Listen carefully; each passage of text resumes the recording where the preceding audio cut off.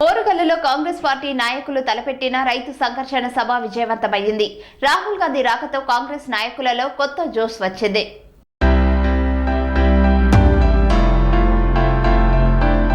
తెలంగాణ కాంగ్రెస్ నేతలు ఆశించింది తన పర్యటన తొలి రోజే. తమ అధినేత ఓసారి వచ్చి ప్రసంగిస్తే పార్టీ శ్రేణుల్లో ఉత్సాహమే కాదు, ప్రజల్లో తమ సత్తా ఏ మేరకు మిగిలి ఉంటుందో కూడా తేలుతుందని భావించారు కాంగ్రెస్ నేతలు. టీఆర్ఎస్ పార్టీతో పొత్తు అంటూ జరుగుతున్న ప్రచారానికి తెరదించాలని టీపీసీసీ అధ్యక్షుడు రేవంత్ రెడ్డి భావించారు. రైతాంగానికి స్పష్టమైన సందేశం ఇప్పించాలని తలపెట్టారు. సరిగ్గా అదే జరిగింది. రాహుల్ గాంధీ తొలి రోజు పర్యటనలో, రాహుల్ గాంధీ 2 రోజుల పర్యటనలో తొలి రోజే కాంగ్రెస్ పార్టీ శ్రేణుల్లో కొత్త ఉత్సాహం ప్రస్ఫుటించింది.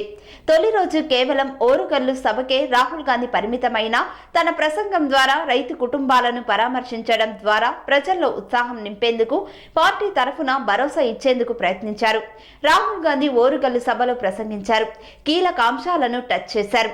వచ్చే ఎన్నికలకు పార్టీ ప్రచార అస్త్రాలను ప్రకటించారు.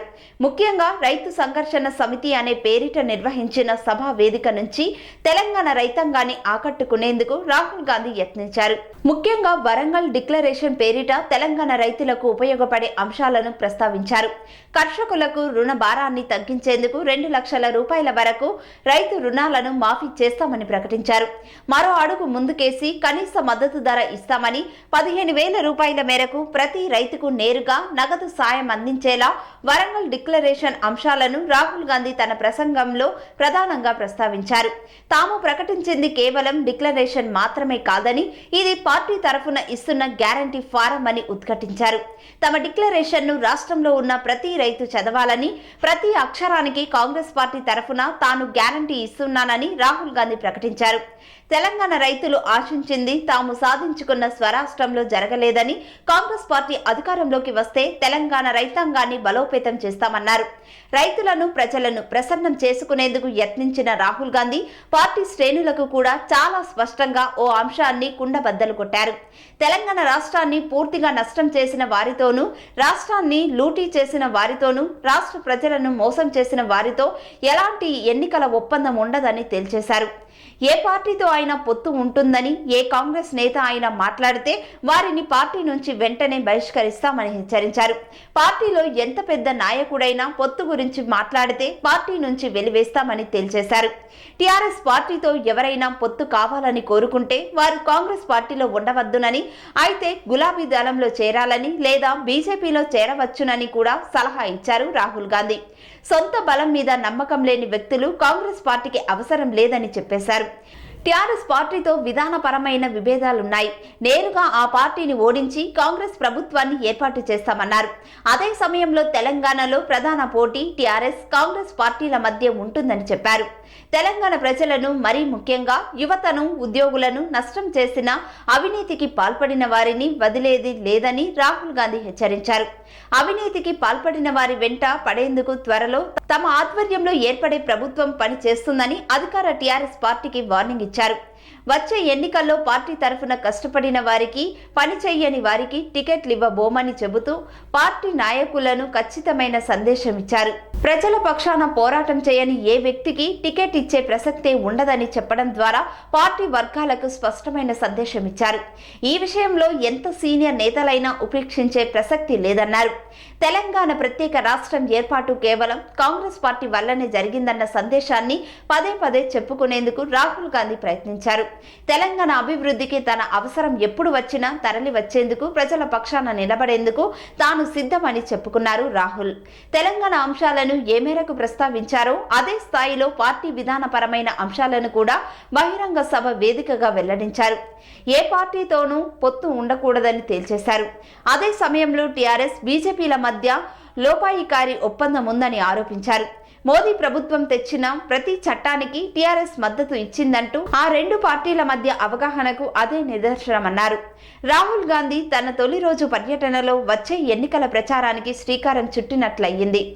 ఆయన ప్రసంగం అదే ధోరణిలో కొనసాగించడం విశేషం.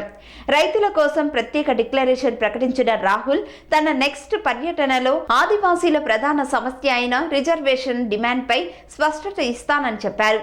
రైతులను ఆకట్టుకునేందుకు 2 లక్షల రూపాయల మేరకు రుణమాఫీ, కనీస మద్దతు ధర, 15,000 రూపాయల డైరెక్ట్ నగదు సాయం చేస్తానంటూ ఎన్నికల ప్రచారాంశాలను ప్రకటించేశారు రాహుల్ గాంధీ. రాష్ట్ర రైతాంగాన్ని ఆకట్టుకునే అంశాలను వెల్లడించారు.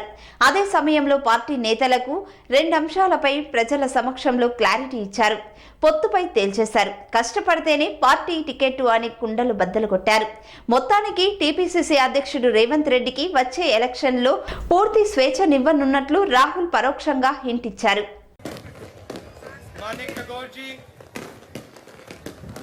रेवंत रेड्डी जी, विक्रमा भट्टी मल्लू जी, मधु याक्षी जी,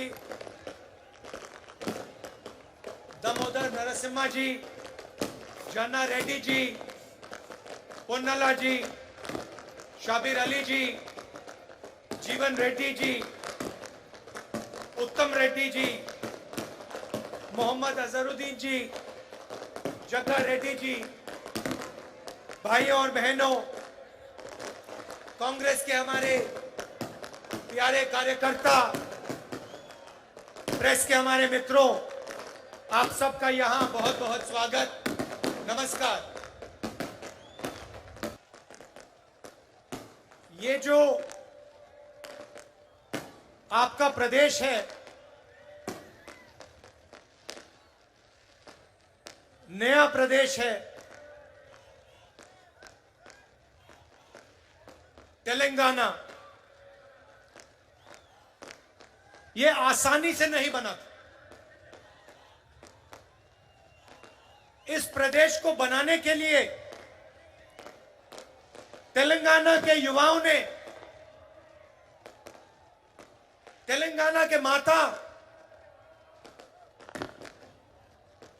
ने अपना खून, अपने आंसू दिए थे। और ये प्रदेश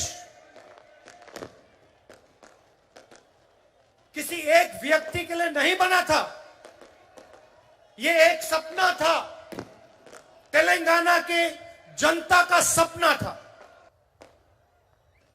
8 साल हो गए।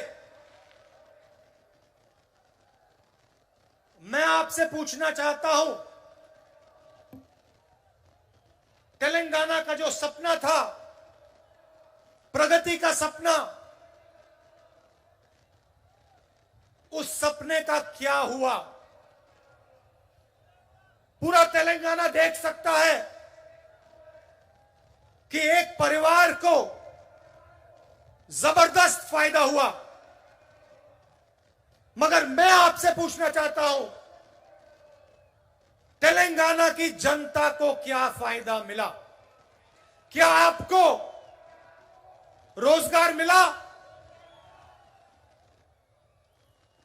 आज यहां पर किसानों की विधवा स्टेज पे हैं, रो रही हैं। ये किसकी जिम्मेदारी है? और ये अकेली नहीं है, ऐसी तेलंगाना में हजारों बहनें हैं जिनके पति ने आत्महत्या की। किसकी जिम्मेदारी है? ये रोजो सपने को पूरा करने के लिए आपने अपना खून, अपने आंसू दिए, आप लड़े, मगर हम भी आपके साथ खड़े थे। कांग्रेस पार्टी ने भी आपके साथ ये लड़ाई लड़ी और अंत में कांग्रेस पार्टी ने और सोनिया गांधी जी ने ये काम पूरा करके तेलंगाना की जनता को दिया। और भाइयों और बहनों, आप ये मत भूलिए, ये काम कांग्रेस पार्टी के लिए आसान नहीं था। कांग्रेस पार्टी को नुकसान हुआ, हमें मालूम था कि हमें नुकसान होने जा रहा है, मगर हम तेलंगाना की जनता के साथ खड़े हुए और हमने मिलकर, आपके साथ मिलकर आपको नया प्रदेश दिया। आपने सोचा था कि तेलंगाना की जनता की सरकार बनेगी, किसानों की सरकार बनेगी, मजदूरों की सरकार बनेगी, गरीबों की सरकार बनेगी। पता लगा जनता की सरकार नहीं बनी। आज तेलंगाना में कहा जाता है कि चीफ मिनिस्टर है, मगर ये चीफ मिनिस्टर नहीं है, ये राजा है। राजा और मुख्यमंत्री में क्या फर्क होता है? मुख्यमंत्री जनता की आवाज को सुनता है, राजा जनता की आवाज को नहीं सुनता है। राजा जो करना चाहता है वो कर डालता है। मुख्यमंत्री लोकतंत्र में भरोसा करता है, मुख्यमंत्री जनता की बात सुनकर निर्णय लेता है। राजा को लोकतंत्र से कुछ लेना देना नहीं। जो राजा के दिल में आता है वो राजा कर देता है। यह फर्क है। छत्तीसगढ़ में हमारी सरकार है। चुनाव के समय हमने 2 वायदे किए थे, बड़े वायदे किए थे। पहला वायदा कि छत्तीसगढ़ के किसानों का हम कर्जा माफ करके दिखा देंगे, और दूसरा वायदा पैडी को हम 2500 रुपए में खरीदेंगे। किसानों ने हमें कहा कि हमें कर्जा माफी की जरूरत है और हमें 2500 रुपए आप दीजिए। हमने उनकी आवाज सुनी और आज आप जाइए, छत्तीसगढ़ जाइए और वहां पूछिए धान के लिए क्या दाम मिलता है। पूरा छत्तीसगढ़ का किसान आपको बताएगा कि छत्तीसगढ़ में 2500 रुपए पर धान मिलता है। आज आपके जो चीफ मिनिस्टर हैं किसानों की आवाज नहीं सुन रहे हैं। 2-3 बड़े उद्योगपतियों की आवाज सुनते हैं, उनके लिए काम करते हैं, मगर किसानों की आवाज नहीं सुनते हैं। और जो छत्तीसगढ़ के किसान ने कहा था वही तेलंगाना का किसान कह रहा है। तेलंगाना का किसान कह रहा है कि मिर्ची के लिए, धान के लिए हमें सही दाम चाहिए और हमारा कर्जा माफ होना चाहिए। छत्तीसगढ़, तेलंगाना के किसी भी किसान को घबराने की जरूरत नहीं है। जैसे ही कांग्रेस पार्टी की यहां सरकार बनेगी वैसे 2 लाख रुपए का कर्जा माफ होगा और आपको सही एमएसपी मिलनी शुरू हो जाएगी। आपको ज्यादा समय रुकने की जरूरत नहीं है। आप घबराइए मत, डरिए मत। यह काम कुछ ही महीने में कांग्रेस पार्टी करके आपको दे देगी। ये खोखले शब्द नहीं है, ये तेलंगाना के सपने को पूरे करने का पहला कदम है। किसानों की मदद, किसानों की रक्षा के बिना तेलंगाना का सपना पूरा नहीं हो सकता है। अभी हमने वरंगल डिक्लेरेशन किया और उसमें हमने तेलंगाना के किसानों से वायदे किए। मैंने कर्जा माफी की बात की, एमएसपी की बात की, 15,000 रुपए प्रति एकड़ डायरेक्ट बेनिफिट हम किसानों को देने जा रहे हैं। और रेवंत जी ने पूरा डिक्लेरेशन पढ़ा। यह सिर्फ एक डिक्लेरेशन नहीं है, यह किसानों के लिए कांग्रेस पार्टी की गारंटी है। तेलंगाना के हर किसान को यह डिक्लेरेशन पढ़ना चाहिए। और जब आप इस डिक्लेरेशन को पढ़ेंगे, आप यह बात याद रखिए कि इस डिक्लेरेशन का हर शब्द कांग्रेस पार्टी की गारंटी है। और ये हम इसलिए कर रहे हैं क्योंकि हम जानते हैं कि अगर किसान कमजोर रहेगा तो तेलंगाना का सपना पूरा कभी नहीं हो सकता है, क्योंकि किसान ही इस प्रदेश की नींव है, फाउंडेशन है। मैंने पहले आपसे सवाल पूछा था कि तेलंगाना के साथ धोखा किसने किया। तेलंगाना का जो सपना था उससे किसने धोखा किया। तेलंगाना से हजारों करोड़ रुपए किसने चोरी किए, उस व्यक्ति का नाम क्या है? नहीं, सुनाई नहीं दिया, फिर से बोलिए, क्या नाम है उसका? तो आप एक बात अच्छी तरह समझ लीजिए और कांग्रेस का हर नेता, हर कार्यकर्ता इस बात को अच्छी तरह समझे। जिस व्यक्ति ने तेलंगाना के साथ धोखा किया है, जिस व्यक्ति ने तेलंगाना से चोरी की है, जिस व्यक्ति ने तेलंगाना के सपने को नष्ट किया है, उसके साथ कांग्रेस पार्टी का कोई समझौता नहीं होगा।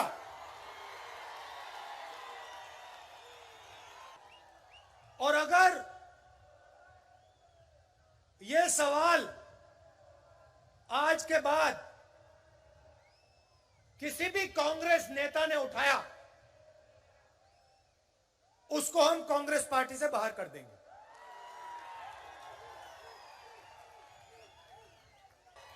चाहे वो कोई भी हो, कितना भी बड़ा हो,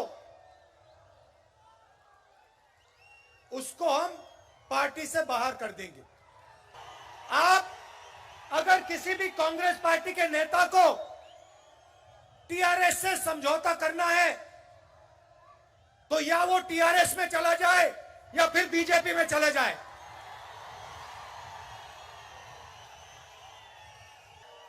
हमें उस व्यक्ति की कोई जरूरत नहीं है। మాకు ఆ వ్యక్తి అవసరం లేదు। हम यहां हमारी विचारधारा की लड़ाई है, हम राजा से समझौता नहीं करेंगे।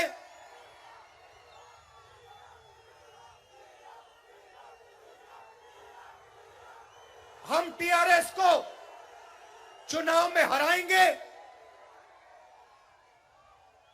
टीआरएस को चुनाव में हराएंगे और सीधी कांग्रेस पार्टी और टीआरएस की लड़ाई होगी। और एक बात और याद रखिए, जिस व्यक्ति ने तेलंगाना के सपने को नष्ट किया और तेलंगाना के किसानों से, मजदूरों से, युवाओं से लाखों करोड़ रुपए चोरी किए, उसको हम माफ नहीं करने वाले हैं। और चुनाव के समय जब टिकट का सवाल उठेगा, और ये सब नेताओं को अच्छी तरह बात सुननी चाहिए, जब चुनाव के समय टिकट की बात उठेगी तो जिस व्यक्ति ने जनता की लड़ाई लड़ी होगी उसी को मेरिट बेसिस पे टिकट मिलेगा। चाहे आप कितने भी बड़े हो, आप कोई भी हो, अगर आप किसानों के साथ नहीं खड़े थे, अगर आप गरीबों के साथ नहीं खड़े थे, तो आपको कांग्रेस पार्टी का टिकट नहीं मिलने वाला है। सोनिया जी ने जब तेलंगाना आपको दिया, उसके पीछे एक सपना था। तेलंगाना की जो आवाज थी उसको सुनकर सोनिया जी ने आपको प्रदेश दिया था। और प्रदेश इसलिए दिया था क्योंकि वो चाहती थी कि जो आपका तेलंगाना का सपना था वो पूरा हो। वो सपना आपका है, सोनिया जी का है, मगर मेरा भी है। और उस सपने को मैं आपके साथ पूरा करना चाहता हूं। तो जहां भी मेरी जरूरत होगी, जहां भी आप मुझे बुलाना चाहते हो, जहां भी मैं तेलंगाना की मदद कर सकता हूं, मैं करने को तैयार हूं। यह सिर्फ आपकी लड़ाई नहीं है, यह सिर्फ तेलंगाना के किसानों की, युवाओं की लड़ाई नहीं है, यह कांग्रेस पार्टी की लड़ाई है और यह मेरी लड़ाई है। मैंने पहले कहा था कि जो भी व्यक्ति कहता है कि टीआरएस के साथ समझौता होना चाहता है, उसे या बीजेपी में या टीआरएस में चला जाना चाहिए, क्योंकि समझौता अगर है तो बीजेपी और टीआरएस का समझौता है। आप याद रखिए, जब नरेंद्र मोदी जी ने 3 काले कानून पार्लियामेंट में पास किए थे, तो टीआरएस के नेता क्या कह रहे थे? बीजेपी जानती है कि वो तेलंगाना को डायरेक्टली रूल नहीं कर सकते। वो जानते हैं कि तेलंगाना में उन्हें रिमोट कंट्रोल की जरूरत है, कि कांग्रेस बीजेपी से कभी समझौता नहीं कर सकती। इसलिए बीजेपी चाहती है कि तेलंगाना में टीआरएस की सरकार रहे। और सबूत यह है कि तेलंगाना के चीफ मिनिस्टर जितना भी पैसा चोरी करना चाहते हैं कर सकते हैं, और बीजेपी की सरकार ना उन पे ईडी लगाती है ना सीबीआई लगाती है। ये रैली किसानों के लिए थी, किसानों को भरोसा देने के लिए थी, वरंगल डिक्लेरेशन के लिए थी। हम चाहते थे कि तेलंगाना के किसानों को मालूम हो कि कांग्रेस पार्टी एक साथ उनके साथ खड़ी है और उनकी पूरी मदद करने जा रही है। ఈరోజు ఇంత పెద్ద బహిరంగ సభ किसानों को हमने इसलिए मैसेज दिया क्योंकि वो इस प्रदेश की नींव है, फाउंडेशन है।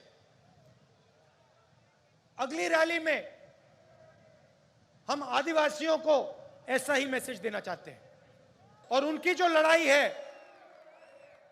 10% रिजर्वेशन की जो लड़ाई है, उसमें हम उनकी पूरी मदद करने जा रहे हैं। तेलंगाना बनने के बाद आपने टीआरएस को 2 बार मौका दिया, और टीआरएस ने तेलंगाना के जनता को धोखा दिया। अब आप कांग्रेस पार्टी को एक मौका दीजिए और किसानों की, गरीबों की सरकार हमें बनाने दीजिए। कांग्रेस पार्टी ही आपके साथ मिलकर तेलंगाना के सपने को पूरा कर सकती है। आज शाम आप दूर दूर से मेरी बात सुनने आए, इसके लिए आप सबको दिल से धन्यवाद। नमस्कार, जय हिंद। మీరందరూ ఫనేసియా మెరిడియన్ హాస్పిటల్ ప్రతి సామాన్యుడికి అందుబాటులో అంతర్జాతీయ వైద్య ప్రమాణాలతో వైద్యం, 24 గంటల అంబులెన్స్ సర్వీసుతో పాటు అత్యవసర సేవలతో ఏర్పాటైన చికిత్స విభాగం. మా దగ్గర గుండె సంబంధిత, మూత్రపిండ, కాలేయ, కంటి జబ్బులకు, మోకాళ్ల శస్త్రచికిత్సతో పాటు కోవిడ్-19, బ్లాక్ ఫంగస్ వంటి వైరస్లకు, అన్ని రకాల ఆరోగ్య సమస్యలకు నమ్మకమైన అత్యాధునిక వైద్య చికిత్సను అందిస్తున్న హాస్పిటల్ ఫనేసియా మెరిడియన్ హాస్పిటల్. మీ ఆరోగ్య సమస్య ఏదైనా ఇప్పుడు పరిష్కారం సాధ్యం. సంపూర్ణ ఆరోగ్యం కోసం సంప్రదించండి Panacea Meridian hospital, opposite Beeramguda కమాన్, ఆర్సీపురం, సంగారెడ్డి డిస్ట్రిక్ట్ 502032. సంప్రదించవలసిన ఫోన్ నెంబర్ 08455241777 మరియు 7893757770.